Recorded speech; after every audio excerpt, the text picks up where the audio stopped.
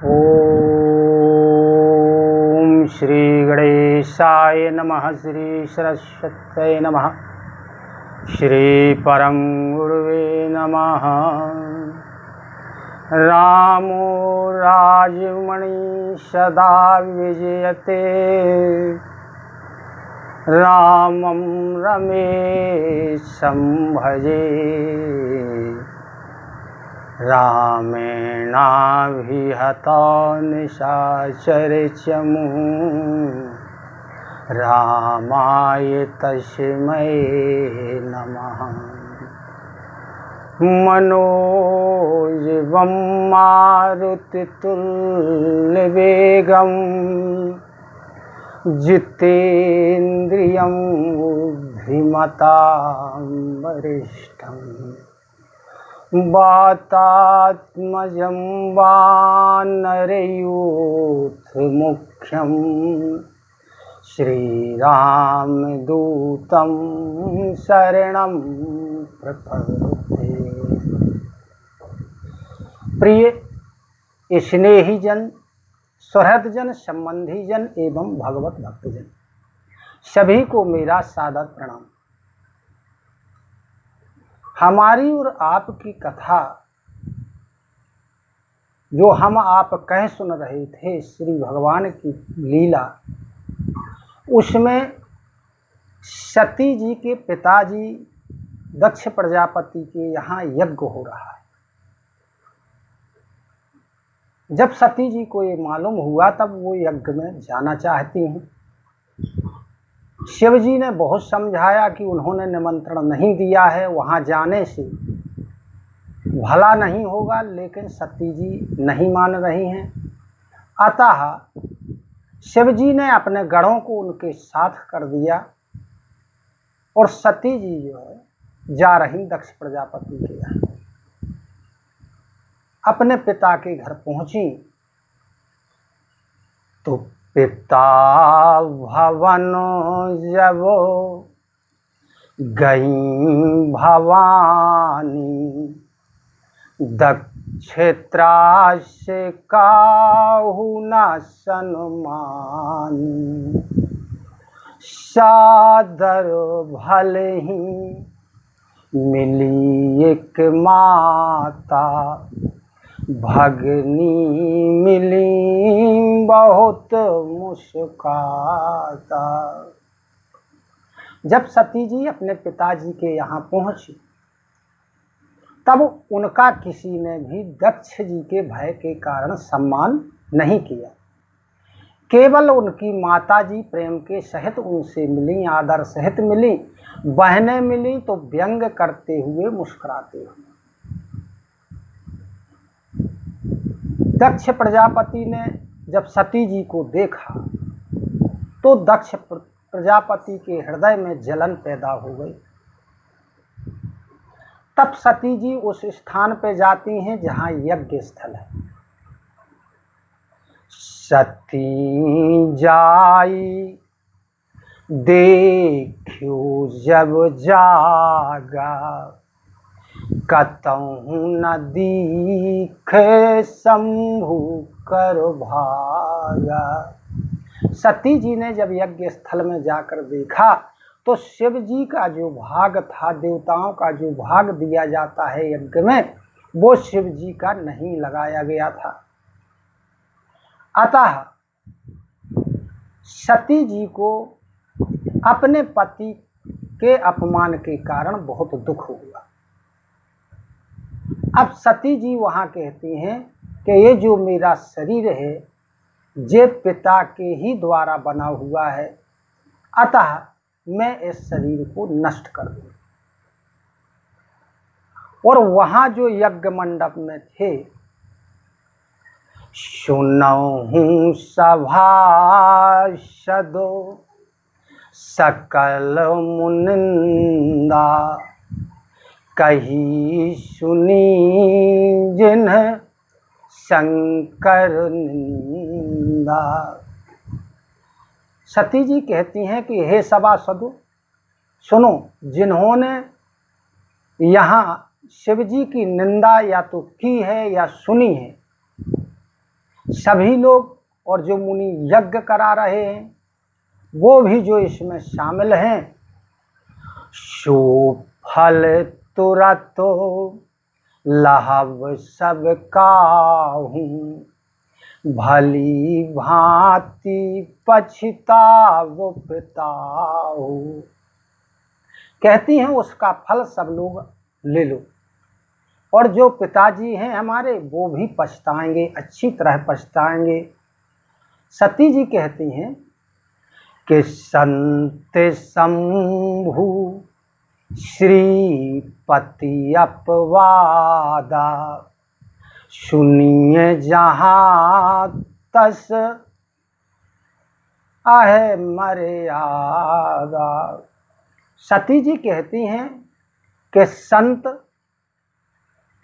और शंभु और श्री हरि, इनकी जहाँ पर ही भी निंदा हो रही हो वहाँ यदि ऐसी मर्यादा है कि यदि बस चले तो उसकी जीभ काट ली जाए, और नहीं तो कानों को बंद करके और वहाँ से उड़ जाए।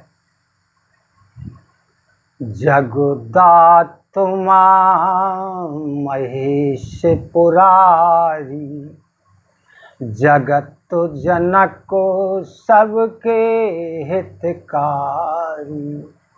महेश जी जगत पिता हैं, सबका हित करने वाले हैं।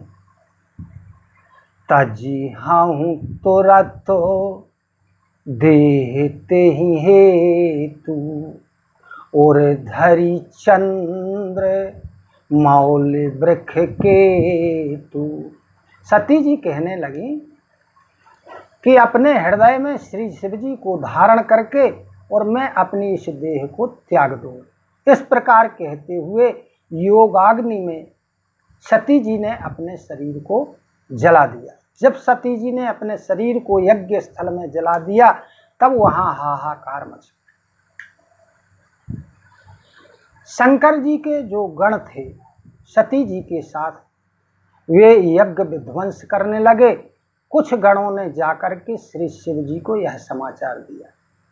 तब शिव जी ने वीरभद्र जी को भेजा तो जग विध्वंस जाई तिन्ह कीन्हा, सकल सुरन हो विधि वत दल फल दीन्हा।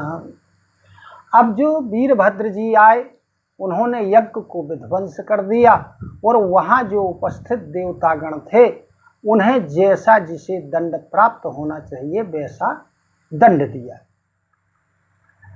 यह इतिहास सकल जग जानी, ताते में संक्षेप बखानी।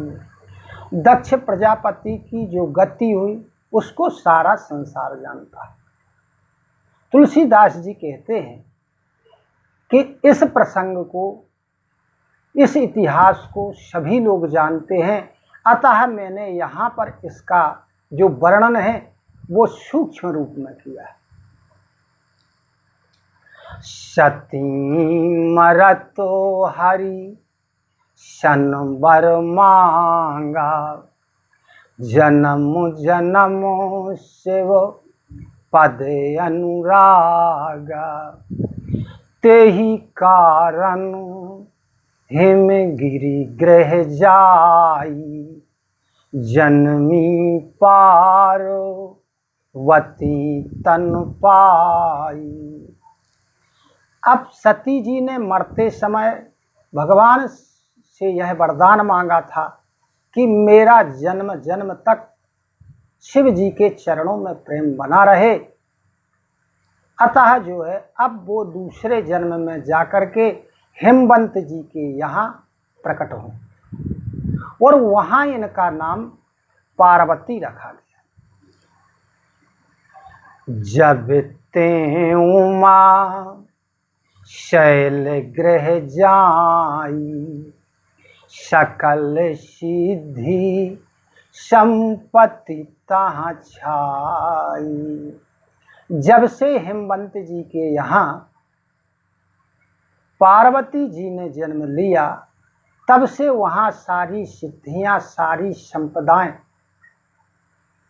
हिमांचल जी के यहाँ उपस्थित हो आया करके ऋषि मुनियों ने अपने आश्रम बना लिए। हिमवंत जी ने उन लोगों की सारी व्यवस्थाएं की।